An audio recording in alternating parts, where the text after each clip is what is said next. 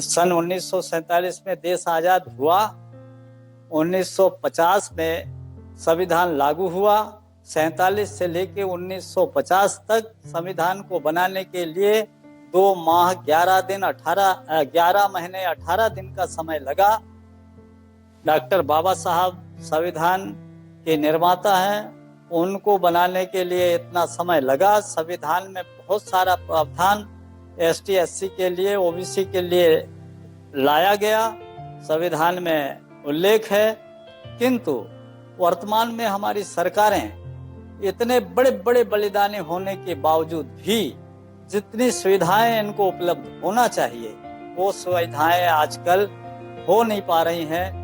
जैसे 5वीं अनुसूची, 6ठी अनुसूची, पेशा एक्ट, वन अधिकार अधिनियम आदि आदि, ग्राम गणराज आदि की सुविधाएं सब संविधान में उल्लेखित हैं। लेकिन वर्तमान की कोई भी सरकार, लंबे समय तक जो सरकारों ने 50, 60, 65 साल शासन किया, वर्तमान में जो सरकार शासन पे है, ये लोग भी आदिवासियों के ओर कम ध्यान दिया करते हैं।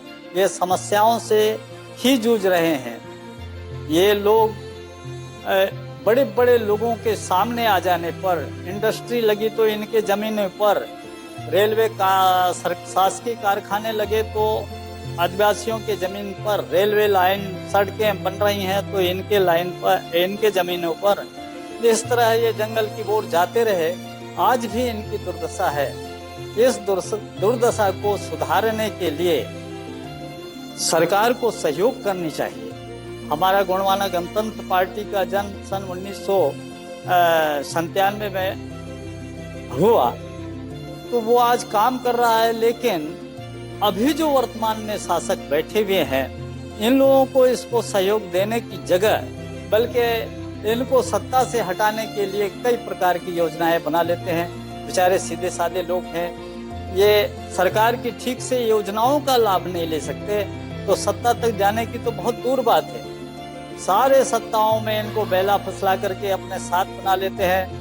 जो पार्टियां गठन हुई हैं वो पार्टियों को छिन्न भिन्न कर दिया करते हैं। इस तरह से आज देश की व्यवस्था अस्त व्यस्त हो चुकी है। वर्तमान सरकार तो इस हालात में है कि इस देश को निजीकरण के हाथों में बेच देना चाहती है। सब निजीकरण हो रहा है, प्राइवेटीकरण जब हो जाएगा तो यहाँ के पढ़े लिखे नौजवान लड़कों को छोटा छोटा रोजगार और छोटी छोटी नौकरी और बड़ी नौकरी ये कहाँ उपलब्ध हो पाएंगे। जब शिक्षा ही बिक जाएगी, रेलवे बिक गया, शिक्षा बिक गया, एरो बिक गया, सब दुनिया भर का तो सब बिक ही रहा है निरंतर धीरे धीरे।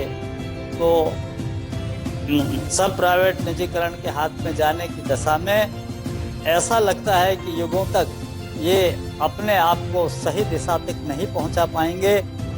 लगता है कि प्रकृति ही इनको मदद करेगी, उस प्रकृति की मदद से ही पहुंच पाएंगे, ऐसा लगता है। हमारे देश में आज की स्थिति 3000 के आसपास अरबपति हैं जिनका विदेशों में रहना करना होता है, और ये पूंजीपति जब हो जाएंगे तो ये गरीबों के साथ होगा क्या। लगता ऐसा है कि इस देश में फ्री का अनाज 1 रुपया 2 रुपया ये खिलाने से भारत समृद्ध राष्ट्र नहीं बन सकता। कर्म की वो फ्री खिलाने से भी हमारे देश के लोग पंगु हो गए।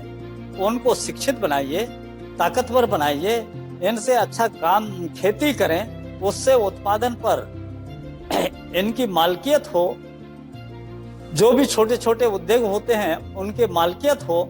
जो प्रोडक्शन यहाँ होता है उसकी कॉस्ट और वैल्यू स्वयं तय करना चाहिए। यहाँ तो ऐसे संगठन बना दिए गए हैं, किसान संगठन राष्ट्रीय स्तर का बन गया है, जो खेत का कभी दर्शन तक नहीं किया, खेती क्या होती है इसका पता नहीं लगाया। ऐसे लोग किसान मोर्चे के राष्ट्रीय अध्यक्ष बने हैं, प्रदेश अध्यक्ष बने हैं। ये कैसे चलाएंगे? किसान मोर्चे का अध्यक्ष किसान होना चाहिए। जब इस देश किसानों का देश है, 75 से 80% लोग खेती करते हैं, गांव में रहते हैं, तो गांव में समृद्ध होना चाहिए। बिल्कुल असमृद्ध हो गया। यहाँ का किसान इतना कमजोर हो गया है।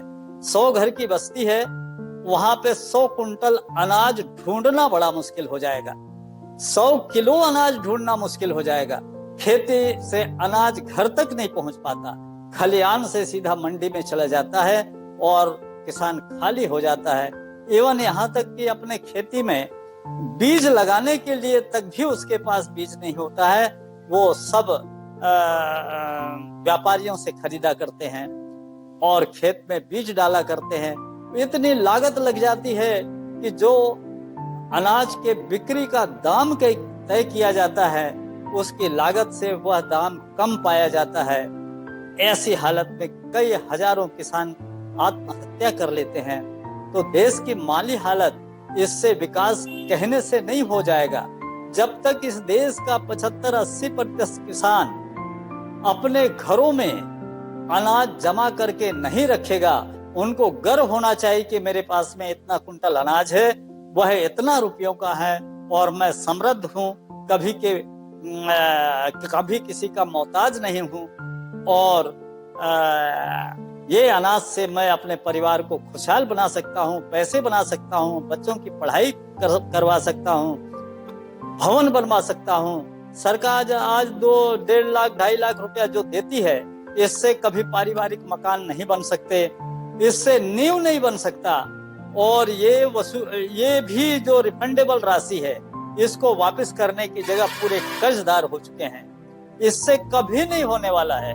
आज महंगाई इस देश के अंदर इतनी चरम सीमा पर पहुंच गई है, उसमें महंगाई में इनका जीवन जो है बड़ा दुर्दशा युक्त हो गया है। हमारे इन सरकारों को, चाहे राज्य की सरकार हो, सेंट्रल गवर्नमेंट की सरकार हो, इनको सबको सोचना चाहिए। हमारे विभिन्न संगठनों के, सब संगठन के प्रमुखों को सोचना चाहिए कि ये दिशा कौन से दिशा में जा रहा है ये देश, और निजीकरण शिक्षा का जब हो जाए तो वो कौन सी पढ़ाई होगी और इस देश में रोजगार कैसा मिलेगा। नौजवान पढ़े लिखे बहुत बड़ी बड़ी डिग्रियां देश विदेश में लिए, अपने देश में लिए, इनका क्या होगा, कौन सा धंधा करेंगे? ये क्या छोटा छोटा फुग्गे बेचेंगे कि पकोड़े बनाएंगे कि चाय की दुकान लगाएंगे? कैसे इनका जीवन चलेगा? कैसे आप मान सकते हैं कि हमारा देश विकास की ओर जा रहा है? क्या चौड़ी चौड़ी सड़कें बना दिया, रेलवे लाइन बिछा दिया, मोबाइल सेट दे दिया, तो इससे क्या होता है? इससे देश कभी विकसित नहीं माना जाएगा। जिस देश की आबादी का 50% से ज्यादा लोग सड़कों में काम करते रहें, ऐसी दशा में देश गरीबी की ओर ही जाएगा। विकसित होकर भी यह देश असमृद्ध माना जाएगा। ऐसी हालत भारत देश की है और इसमें वर्तमान में ST, SC, OBC, इनके पास तो चाहे आप जो आदर्शता के क्षेत्र में, नैतिकता के क्षेत्र में, इनके साथ तो पूरी तरह से बलात्कार हो रहा है। वो बलात्कार कैसे हो रहा है? इनकी बहु बेटियों को तो जब इच्छा हुई तभी नाबालिग बच्चियों को साथ गैंग रेप चल रहा है, कहीं भी ले जाके गला घोट दिया जाता है। अगर इनकी आवाज तेज निकली तो इनके साथ अपराध के सिवा कुछ नहीं होता। मैं अभी देख रहा हूँ मध्य प्रदेश में सिवनी जिले का दंगा, हरदा का जल्ला, नेमावर का दंगा, अपराध। अभी यूपी से खबर आई कल कि वहाँ वो कौन खेरी है, लखीमपुर, वहाँ 2 बच्चियों को बलात्कार किया, रेप किया 5-6 लड़कों ने। क्या हो रहा है इस देश के अंदर? राष्ट्र के अंदर ऐसा कोई दिन नहीं है जहां सैकड़ों बलात्कार और अपराध नहीं होते। क्या है ये देश? अने किसी समय यही भारत देश जो विश्व का गुरु माना जाता था, यहाँ की संस्कृति को लोग विदेशों से आकर अध्ययन करते थे और अपने देश में यहाँ की संस्कृति और संस्कार को लागू करते थे। जहाँ बड़े बड़े महात्मा और महान पुरुष हो चुके, यहाँ का संस्कृति का अध्ययन करने के बाद आज देश की हालत इतनी खराब हो चुकी है कि यहाँ की संस्कृति भी दुर्दशा की ओर है। जहाँ मान, सम्मान, आदर, सच्चाई, ईमानदारी, सत्यता और कर्म पीछे चला जाता रहे, लोग सच बोलने को भूलते जा रहे हैं, तो वह देश कैसे संस्कृति को कायम रखेगा? और बिना संस्कृति और संस्कार के कोई भी देश में अच्छा नागरिक नहीं हो सकता। इसलिए देश में अच्छा नागरिक पैदा करना है, देश को समृद्ध बनाना है, देश को चरित्रवान बनाना है, देश को आदर्श बनाना है, देश को विकसित बनाना है, तो इस देश में ईमानदारी का होना बहुत जरूरी है। हमारे जो जनप्रतिनिधि हैं, चाहे वो राज्य के जनप्रतिनिधि हो, संसद में जाने वाले जनप्रतिनिधि हो, चाहे छोटे शाखाओं के जनप्रतिनिधि हो, इनको इतना ईमानदार होना चाहिए। खासकर राज्य में विधायक जो हमारे चुन के जाते हैं, सांसद चुन के जाते हैं, इनको हमारा कैबिनेट हुआ, मंत्रिमंडल हुआ, न्यायपालिका हुआ, मीडिया हुआ, ये सब मिलकर के देश को चलाते हैं। इनको ऑनेस्ट होना चाहिए। संविधान हमारा बहुत अच्छा बना है। विश्व के संविधानों में सबसे बड़ा संविधान है, कठोर भी है, लचीला भी है, परिवर्तनशील भी है, सब है। ये संविधान में कोई भी त्रुटि नहीं है। विश्व के संविधानों की तुलना में श्रेष्ठ संविधान है, जिसको बनाने में ही इतना 3 साल का अरसा लगा। ऐसे संविधान में तो इन दोनों राष्ट्रपतियों ने अपनी राय रखी थी, के.आर. नारायण और APJ अब्दुल कलाम साहब। इनने कहा था कि संविधान में अगर थोड़ी बहुत गलती त्रुटि रह भी जाए तो चलेगा, लेकिन वो संविधान का पालन करने और कराने वाले प्रतिनिधियों को, सत्ता में बैठे लोगों को, जब तक ये लोग उस संविधान को ईमानदारी से नहीं चलाएंगे, तब तक के यह संविधान अच्छा नहीं माना जा सकता। संविधान को चलाने के लिए अच्छे लोगों की आवश्यकता है। अगर अच्छे लोग होते हैं तो बुरा संविधान को भी अच्छा बना सकते हैं। तो मेरी इच्छा है, मेरा संदेश है, मेरी भावनाएं है, और मैं चाहता हूं यानी एक सामाजिक संस्थाओं में कार्य करने के लिए। मेरा लाइफ ही इसी में गुजरा है। मेरी आयु 75वां साल प्रारंभ हो चुका है। इतने लंबे उम्र की जिंदगी में मैं महसूस कर रहा हूं कि आज के